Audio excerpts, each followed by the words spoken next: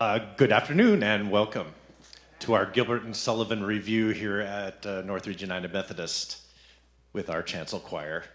I'd just like to thank you all for supporting the choir. I know the music program here is important to all of us, of course, and I hope it's just equally important to you, and your support is highly welcomed. So to get started, Gilbert and Sullivan were a Victorian-era theatrical partnership with dramatist W.S. Gilbert serving as the librettist and joining with the music of Arthur Sullivan. These two men collaborated on 14 comic operas between 1871 and 1896, and their operas have enjoyed a broad and enduring international success and are still performed frequently throughout the English-speaking world. Gilbert and Sullivan introduced innovations in content and form that directly influenced the development of musical theater through the 20th century. The operas have also influenced political discourse, literature, film, and television, and have been widely parodied, most notably in Monty Python sometimes. Together, this duo created fanciful, topsy-turvy worlds in which each absurdity is taken to its logical conclusion. Fairies rub elbows with British lords. Flirting is a capital offense. Gondoliers ascend to the monarchy, and pirates emerge as noblemen who have gone astray. So we begin today's concert with the work that made Gilbert and Sullivan an international success, HMS Pinafore. The story takes place aboard the ship HMS Pinafore. The captain's daughter, Josephine, is in love with a lower-class sailor, Ralph Rackstraw, although her father intends to marry her to Sir Joseph Porter, the First Lord of the Admiralty. She abides by her father's wishes at first, but Sir Joseph's advocacy of the equality of humankind encourages Ralph and Josephine to overturn conventional social order. They declare their love for each other and eventually plan to elope. The captain discovers this plan, but as in many of Gilbert and Sullivan's operas, a surprise disclosure changes things dramatically at the end of the story. I thought I had something else written here, but enjoy our excerpts from HMS Pinafore.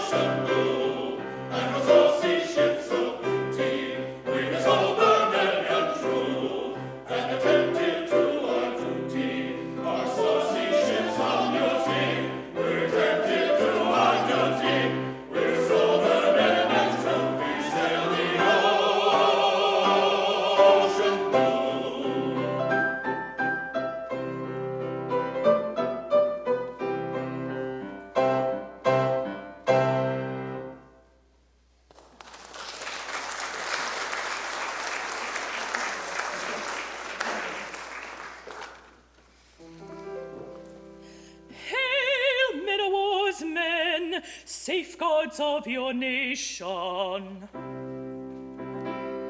Here is an end at last of all privation. You've got your pay, spare all you can afford to welcome little Buttercup on board.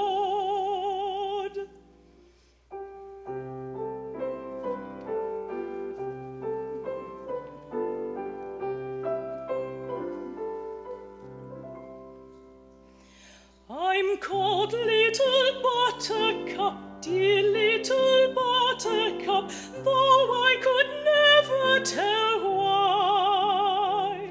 But still I'm called Buttercup, poor Little Buttercup, sweet Little Buttercup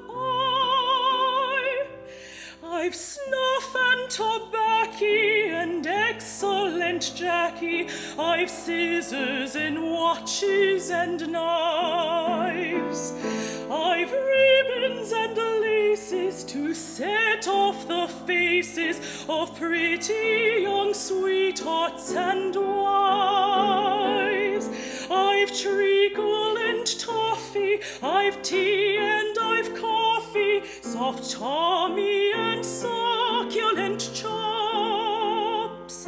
I've chickens and conies and pretty polonies and excellent peppermint drops.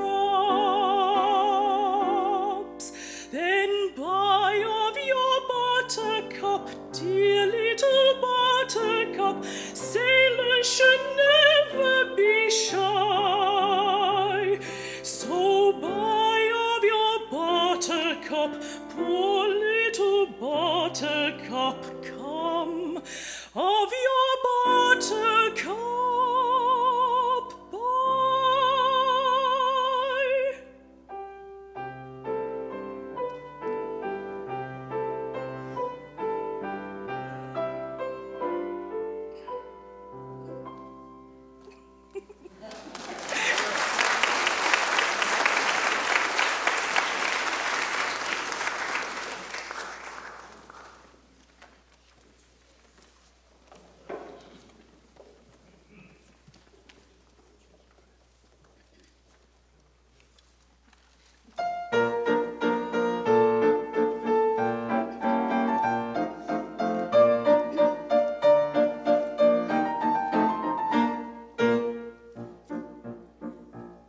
When I was a lad, I served a term as office boy to an attorney's firm. I cleaned the windows and I swept the floor, and I polished up the handle of the big front door. He polished up the handle of the big front door. I polished up that handle so carefully that now I am the ruler of the Queen's Navy. He polished up the handle so carefully that now he is the ruler of the Queen's Navy.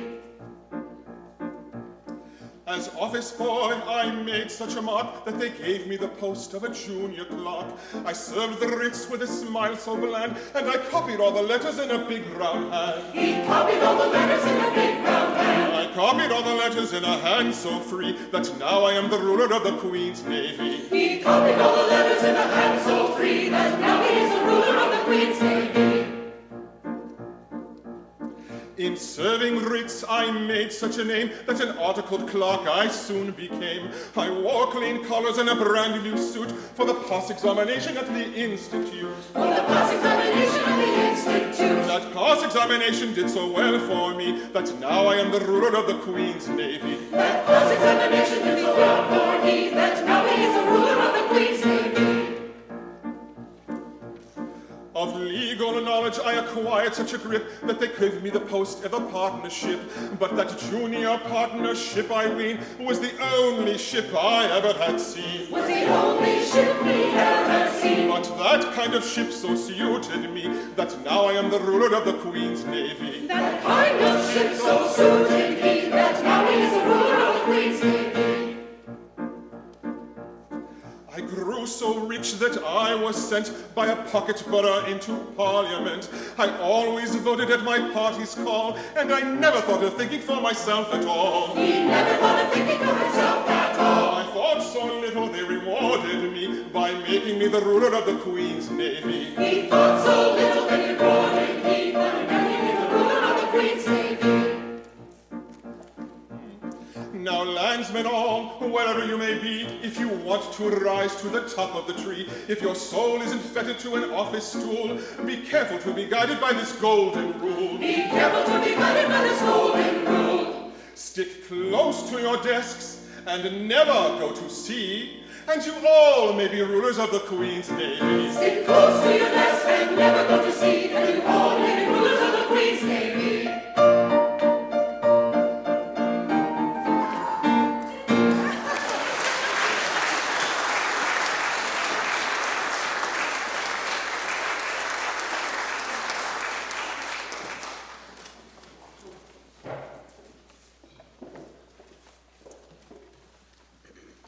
Next piece comes from The Sorcerer, which is the third Gilbert and Sullivan operatic collaboration, and the earliest of the pieces we will perform today. The plot of The Sorcerer is based on A Christmas Story, an elixir of love that Gilbert wrote for the graphic magazine in 1876. A young man, Alexis, is obsessed with the idea of love leveling all ranks and social distinctions. And this is a theme that kind of goes through a lot of Gilbert and Sullivan operas. To promote his beliefs, he invites the proprietor of J.W. Wells and Company, Family Sorcerers, to brew a love potion. This causes everyone in the village to fall in love with the first person they see and results in the pairing of comically mismatched couples. In the end, Wells must sacrifice his life to break the spell. Now, the piece we're hearing today, When He Is Here, appears early in the opera. The villagers of Ploverley are preparing to celebrate the betrothal of Alexis, forgive me if I pronounce anything wrong, Poindexter, the son of the local baronet, and the blue-blooded Aileen Sangazur. Only a young village maiden named Constance Partlet seems unwilling to join in the happy mood, as she tells her mother that she is secretly in love with the local vicar, Dr. Daly.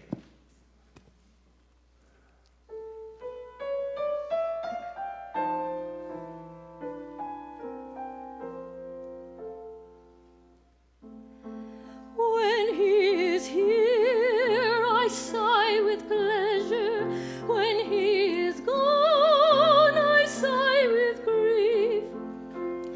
My hopeless fear no soul can measure. His love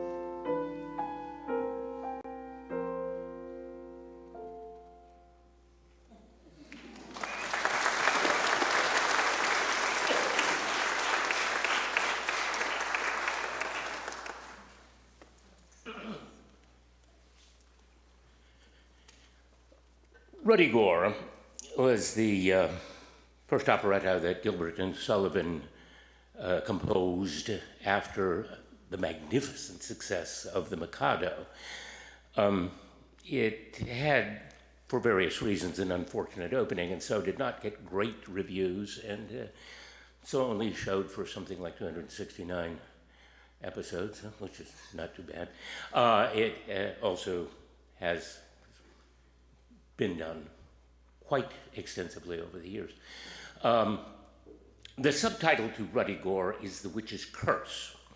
And the curse was put upon Sir Roderick Murgatroyd, who used to pursue and persecute witches.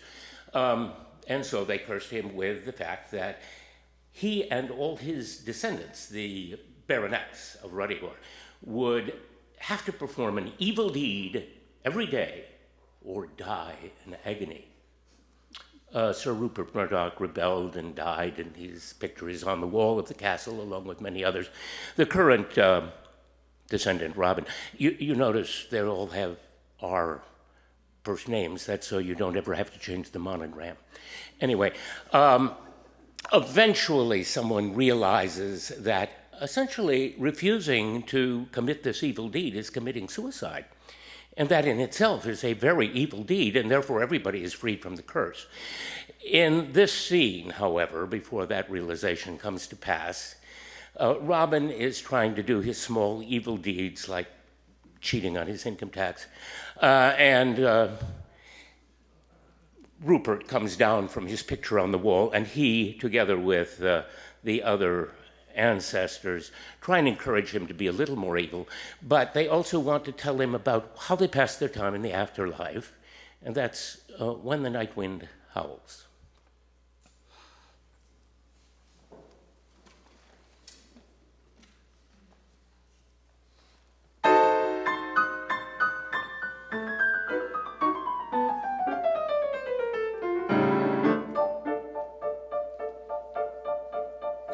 When the night wind howls in the chimney cowls, and the bat in the moonlight flies, when inky clouds like funeral shrouds sail over the midnight sky, when the footpads quail at the night bird's wail, and black dogs bay at the moon, then is the spectre's holiday, then is the ghost high noon. Oh, then is the ghost high noon. I know.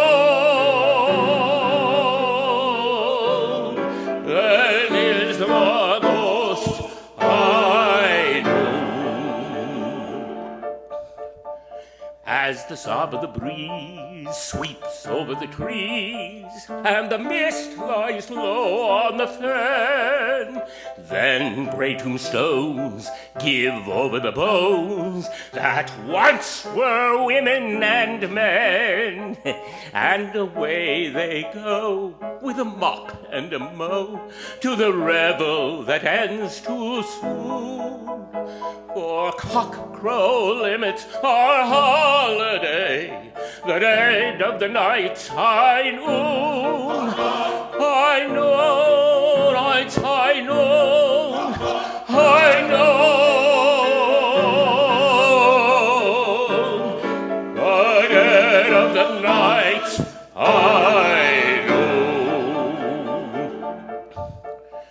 And then each ghost with his lady toast to the churchyard beds take flight, with a kiss perhaps on her lantern chaps, and a grisly grim good night, till the welcome knell of the midnight bell rings forth its jolliest tune, and ushers in our next high holiday, the death of the night's high noon.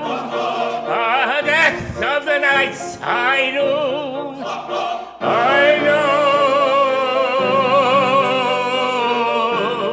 The dead of the night's high noon.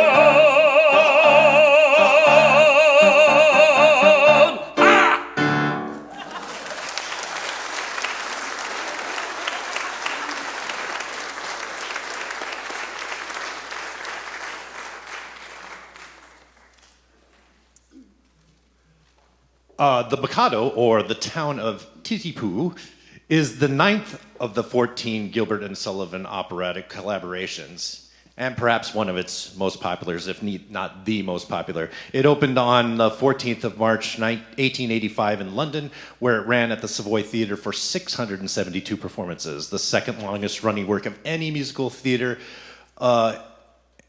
production and one of the longest runs of any theater piece, period, up to that time.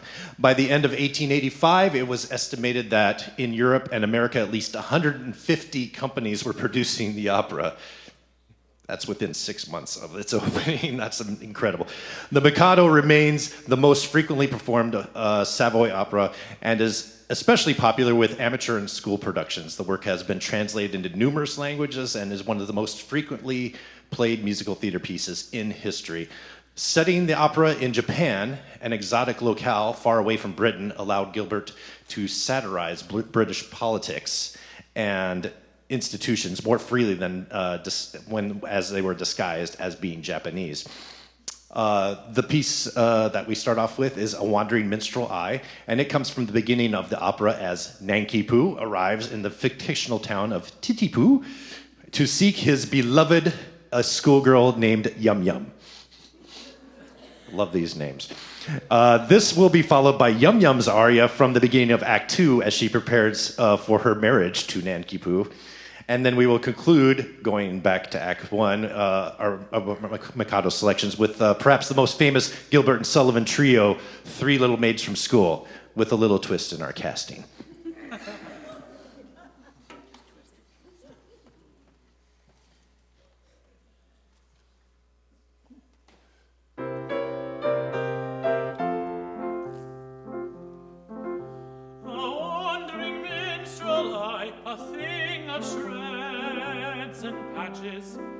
Of ballad songs and snatches and dreamy lullaby.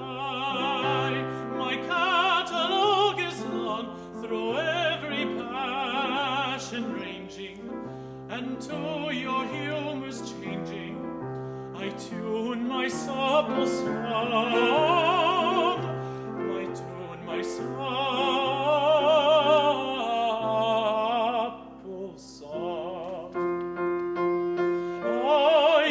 sentimental mood, I'll sigh with you. Oh, sorrow, on maiden's coldness do you brood, I'll do so too. Oh, sorrow, sorrow, I'll charm your willing cares with songs of lovers' fears, while sympathetic tears my cheeks bedew.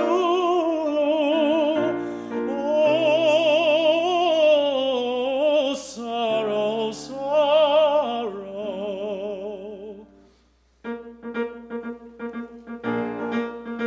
But if patriotic sentiment is wanted, I've patriotic ballads cut and dried. For where a country's banners may be planted, all other local banners are defied. Our warriors are in serried ranks assembled, never quail nor conceal it if they do. And I shouldn't be surprised if nation trembled before the mighty troops, the troops of Titipu. Shouldn't be surprised if nation trembled before the mighty troops, the troops of Titipu. And if you call for a song of the sea, we'll heave the capstan north, with a yo-heave-ho and a wind in a spree, a anchors a trip and a helm's a lee, hurrah for the rum and pound.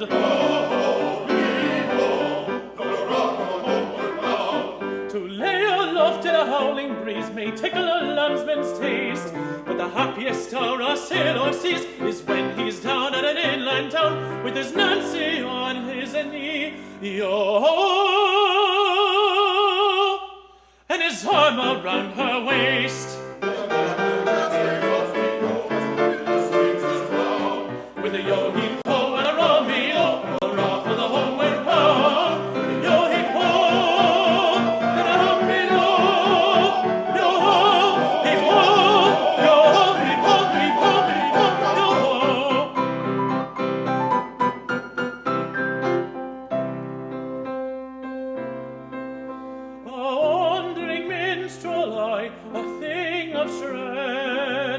patches of ballad songs and snatches and dreamy lullaby and dreamy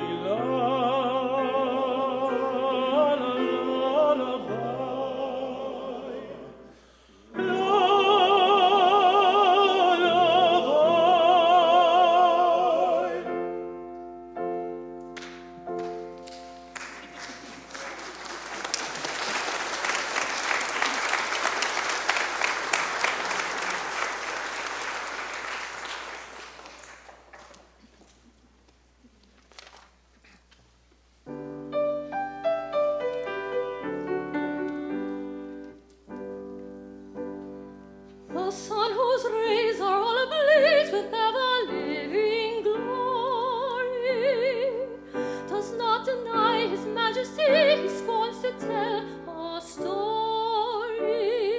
He won't exclaim, I blush for shame, so kindly be indulgent, but fierce and bold in fiery gold, he glories all effulgent. I mean to rule the earth as he the sky. We really know earth, the sun and I mean to rule the earth as he the sky. We really know earth, the sun and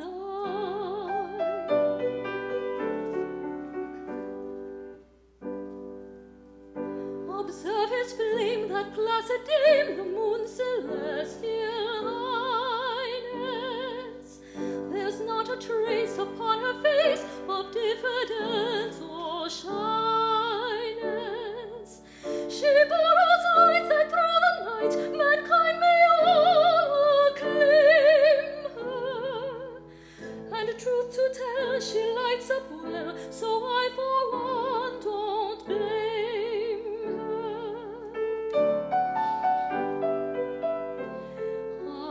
Pray make no mistake, we are not shy. We're very wide awake, the moon and pray make no mistake, we are not shy. We're very wide awake, the moon and I.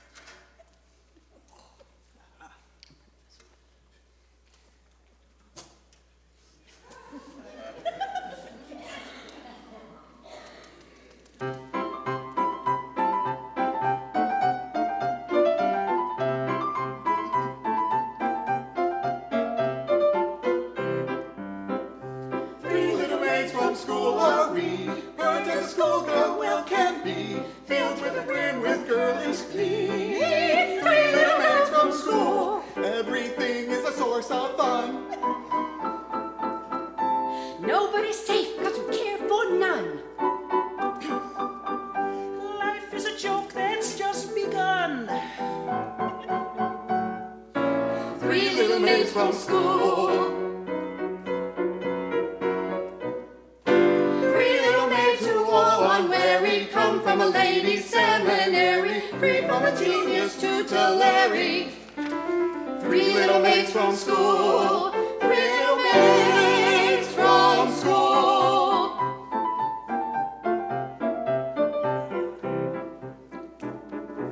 One little maid is a sweet bride yum yum. Two little maids in attendance come. Three little maids are the total sum. Three little maids from school.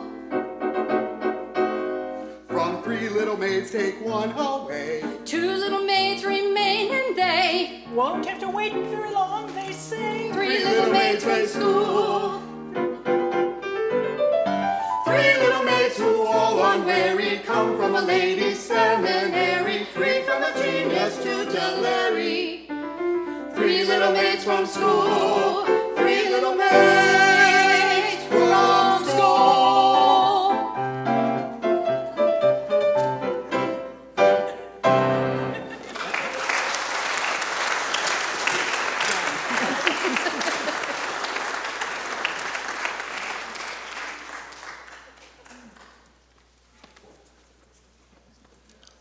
The Gondoliers, or The King of Barataria, premiered at the Savoy Theatre on the 7th of December, 1889, and ran for a very successful 554 performances.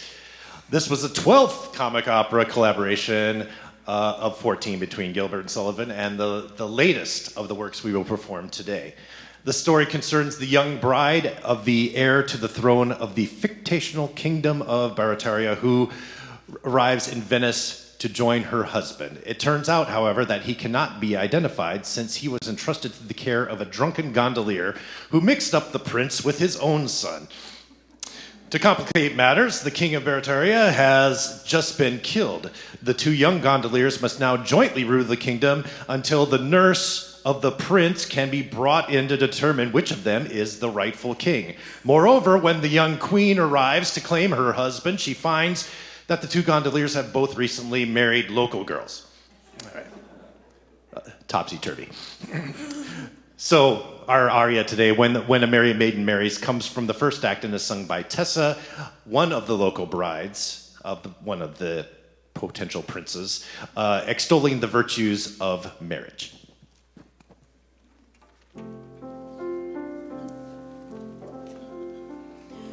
When a merry maiden marries, sorrow goes and pleasure tarries. Every sound becomes a song. All is right and nothing's wrong. From today and ever after, let our tears be tears of laughter. Every sigh that finds a vent be a sigh of sweet content. When you marry, merry maiden, then the air with love is laden. Every flower is a rose, every goose becomes a swan. Every kind of trouble goes where the last year's snows have gone. Sunlight takes the place of shade when you marry, merry maid.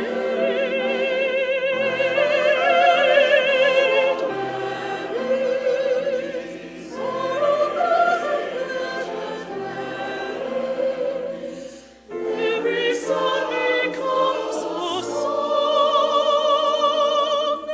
All is right and nothing's wrong.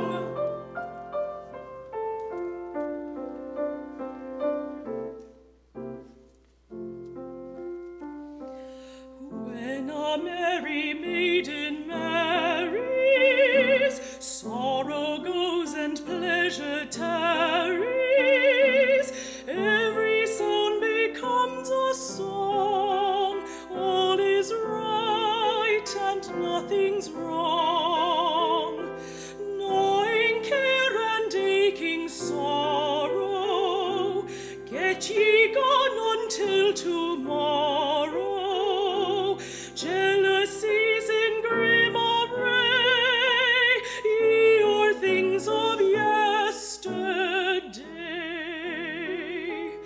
When you marry, merry maiden, then the air is joy.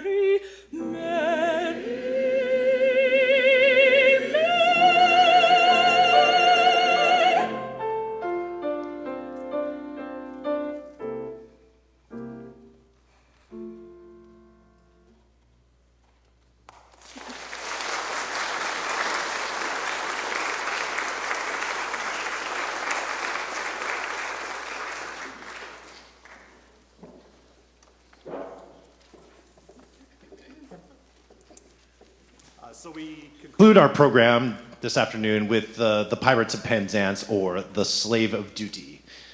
And this piece had its official premiere at the Fifth Avenue Theater in New York City on the 31st of December, 1879. So this is the first Gilbert and Sullivan piece to actually premiere in the United States. And the show was well received by both audiences and critics. Its London debut was on the 3rd of April, 1880 at the Opera Comique, where it ran for 363 performances, having already been played successfully for more than 3 months in New York. The story concerns Frederick, who, having completed his 21st year, is released from his apprenticeship to a band of tender-hearted pirates.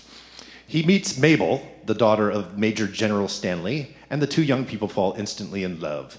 Frederick soon learns, however, that he was born on the 29th of December, and so technically he had February. What did I say? 29th of February. So technically he has his birthday only on once each leap year. So his indenture specifies that he remains apprentice to his pirates until his 21st birthday, meaning that he must serve for another 63 years. Bound by his own sense of duty, Frederick's only solace is that Mabel agrees to wait for him faithfully. Don't know if that would happen today. Anyway, in our scene, Frederick reveals himself to a group of beautiful women who happen to be Mabel's sisters and appeals to them to help him reform in his aria, "Oh, is there not one maiden breast?" The girls are fascinated by him, but all reject him except one, Mabel, who responds to his plea, chiding her sisters for their lack of charity. She offers Frederick her pity in her aria, "Poor Wandering One." And the two quickly fall in love. The other girls discuss whether to eavesdrop or to leave the new couple alone, deciding to talk about the weather, although they steal glances at the affectionate couple. Now, Frederick warns the young ladies that his old associates will soon return, but before they can flee, the pirates arrive, and they capture the girls, intending to marry them. Mabel warns the pirates that the girl's father is a major general, who soon arrives and introduces himself in the iconic aria, "I am the very model of a modern major general." He appeals to the pirates not to take his daughters, leaving him to face his old age alone. Having heard of the famous Pirates of Penzance, he pretends that he is an orphan to elicit their sympathy. The soft-hearted pirates release the girls in the song that we sing, "Hail Poetry," making Major General Stanley and his daughters honorary members of their band. And thank you. Just one more thing. Well, thank you again for coming today. We do have a free will offering out in the narthex, so any support that you can give to the choir is most welcome and truly thanked for. Thank you.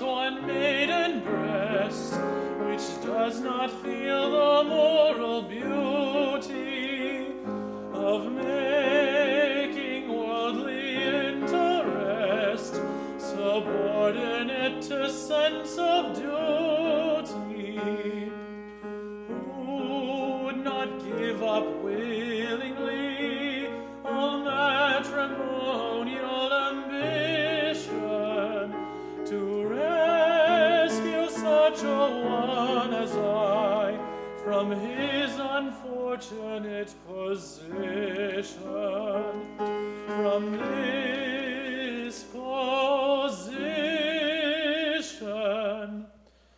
to rescue such a one as I from his unfortunate position.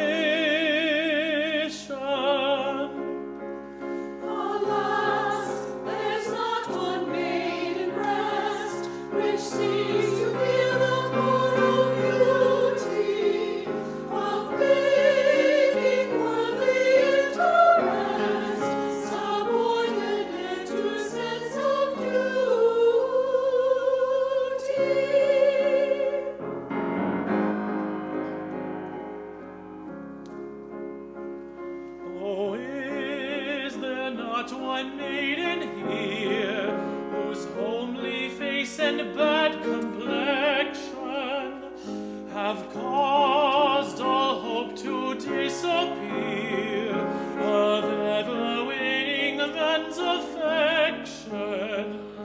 To such a one, if such there be, I swear by heaven's arch above you, if you will cast your eyes on me, however plain you be, I love you, however plain you be. If you will cast your eyes on me, however plain you be, I love you, I love you, I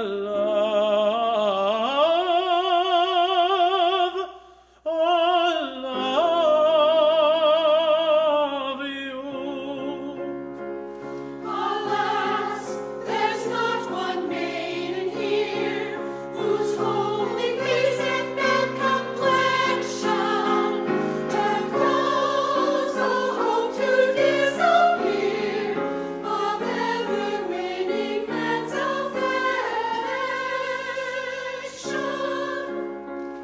Not one, No, no, not one. not one. No, no. Yes, one. 'Tis me. Yes, 'tis me.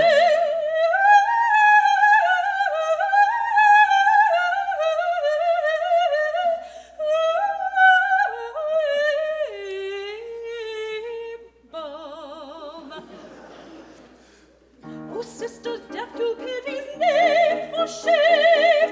It's true that he has gone astray, but pray, is that a reason good and true? Why you should all be deaf to pity's name? The question is, had he not been a thing of beauty, would she be swayed by finest king's sense of duty? For shame, for shame, for shame!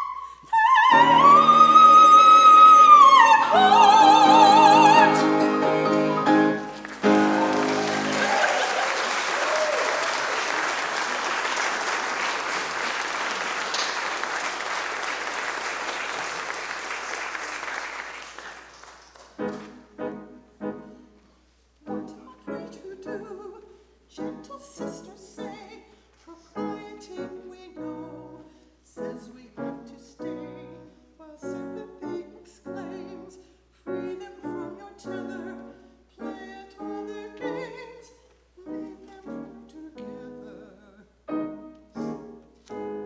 Her case may any day be yours, my dear, or mine. Let her make her hay while the sun does shine. Let us compromise. Our hearts are not of leather. Let us shut our eyes and talk about the weather. Yes, yes, let's talk about the weather. How beautifully through the sky the glass is rising very high. Continue fine, I hope it may, and yet it rained but yesterday. Tomorrow it may pour again. I hear the country wants a rain. People say I know not why that we shall have a warm July. Tomorrow it may pour again. I hear the country wants a rain. People say I know not why that we shall have a warm July. Tomorrow it may pour again. Ever made it well from rebel home and beauty, to find her in a bright with such exceeding beauty. Did ever maiden close her eyes and wake in sadness to dream of such exceeding gladness? Ah yes, this is exceeding gladness. How beautifully blue the sky, the glass is rising very high. Continue fine, I hope it may, and yet it rained but yesterday. Tomorrow it may pour again. I hear the country wants a rain. People say I know not why that we shall have a warm July. Tomorrow it may pour again. I hear the country wants a rain. People say I know not why that we shall have a warm July. Tomorrow it may pour again. Did ever pirate roll his soul in guilty dreaming, and wake to find that soul with peace and virtue beaming? How beautifully blue the sky, the glass is rising very high. Continue fine, I hope it may, and yet it rained but yesterday. Continue fine, I hope it may, and yet it rained but yesterday. Ever made it well from rebel home and beauty, to find her in a bright with such exceeding beauty. Yes, oh yes,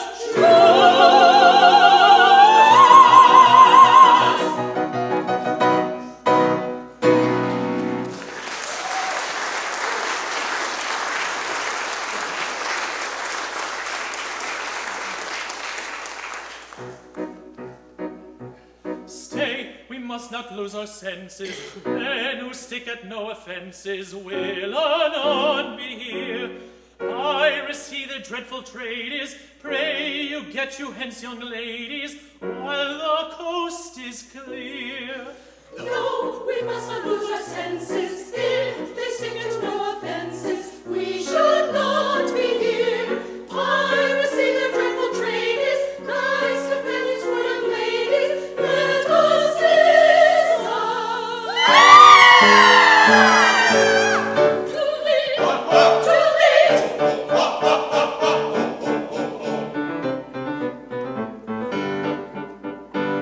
There is a first-rate opportunity to get married with impunity and indulge in the felicity of our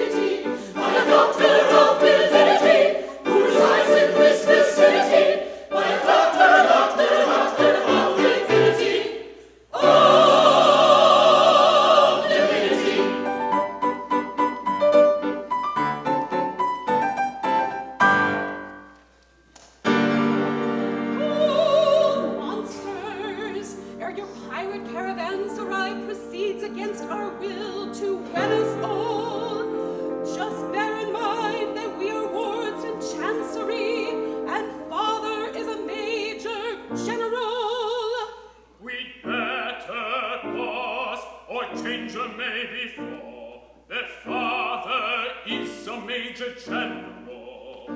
Yes, yes, he is a Major General. Yes, yes, I am a Major General. For he is a Major General. He is the law for the Major General. And it is a glorious thing to be a Major General. It is the law for the Major General, the law for the Major General.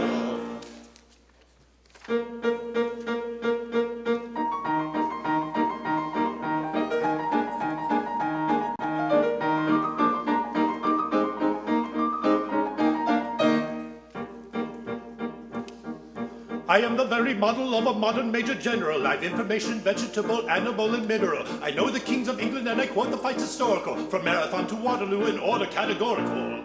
I'm very well acquainted too with matters mathematical. I understand equations both the simple and quadratical. About binomial theorem, I'm teeming with a lot of news. A lot of news. Ah, got it. With many cheerful facts about the square of the hypotenuse. With many cheerful facts about the square of the hypotenuse. With many cheerful facts about the square of the hypotenuse. Many cheerful facts about the square of the hypotenuse. I'm very good at integral and differential calculus. I know the scientific names of beans and animalculus, but still in matters vegetable, animal, and mineral, I am the very model of a modern Major General. Still in matters vegetable, animal, and mineral, he is the very model of a modern Major General. I know our mythic history, King Arthur's and Sir Caradox. I answer hard acrostics, I've a pretty taste for paradox. I quote from elegiacs all the crimes of Heliogabalus. In Cornux I can quote Laertes' Parabolus. I can tell undoubted Raphaels from Gerardas and Zophanies. I know the croaking chorus from the frogs of Aristophanes. Then I can hum a fugue of which I've heard the music's dinner for. Dinner for. Ha ha ha. And whistle all the airs from that infernal nonsense pinafore. Whistle all the airs from that infernal nonsense pinafore. Whistle all the airs from that infernal nonsense pinafore. Whistle all the airs from that infernal nonsense pinafore. Then I can write a washing bill in Babylonic cuneiform and tell you every detail of Caractacus's uniform. In short, in matters vegetable, animal, and mineral, I am the very model of a modern Major General. Still in matters vegetable, animal, and mineral, he is the very model of a modern Major General. In fact, when I know what is meant by Mamelon and Ravelin, when I can tell at sight a Mauser rifle from a javelin, when such affairs as sorties and surprises I'm more wary at, and when I know precisely what is meant by commissariat, when I have learnt what progress has been made in modern gunnery, when I know more of tactics than a novice in a nunnery, when I've a solid smattering of elemental strategy. Strategy, that is a hard one. Oh, you'll say a better Major General has never strategy. You say a better Major General has never strategy. You say a better Major General has never strategy. You say a better Major General has never strategy. For my military knowledge, though I'm plucky and adventurous, has only been brought down from the beginning of the century. But still in matters vegetable, animal, and mineral, I am the very model of a modern Major General. Still in matters vegetable, animal, and mineral, he is the very model of a modern Major General.